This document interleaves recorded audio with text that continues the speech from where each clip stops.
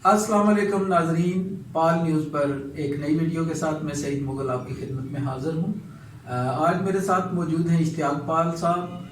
जैसा कि आप सब लोग जानते हैं कि आज 5 फरवरी था और 5 फरवरी को पूरे पाकिस्तान के जो लोग हैं वो कश्मीरियों के साथ यौम यकजहती कश्मीर मनाते हैं। तो यौम यकजहती के हवाले से जेहलम शहर में भी काफ़ी सारी तकरीबात हुई।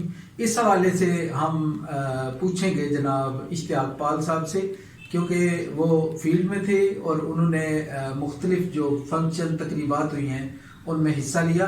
तो आइए इश्तियाक पाल साहब से यौम यकजहती के हवाले से बातचीत करते हैं। जी पाल साहब।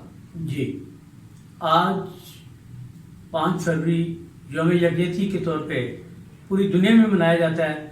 पाकिस्तान भर की तरह ज़िला जेहलम में भी सरकारी सतह पर एक जाजी रैली का एहतमाम किया गया, जिसकी क़यादत deputy commissioner Jhelum captain retired Samiullah Farooq ने की।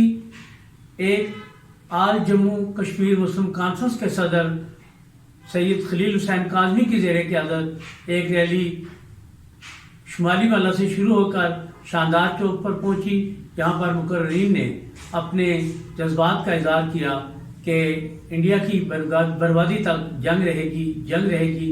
इसके अलावा तहरीक लब्बैक और दीगर जो मजहबी सियासी समाजी तंजीमें हैं उन्होंने भी अलग अलग रैलियाँ निकाल कर कश्मीरी बरादरी से इज़हार यकजहती किया। जी, तो नाजरीन ये थी आज के जो तकरीबात थी उनके हवाले से हमारी रिपोर्ट और हमारी ये गुफ्तगू थी इश्तियाक पाल साहब से।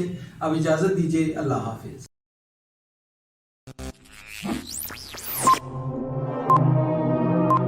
हर खबर मोतबर पाल न्यूज़ के साथ आप देख रहे हैं पाल न्यूज़ जेल।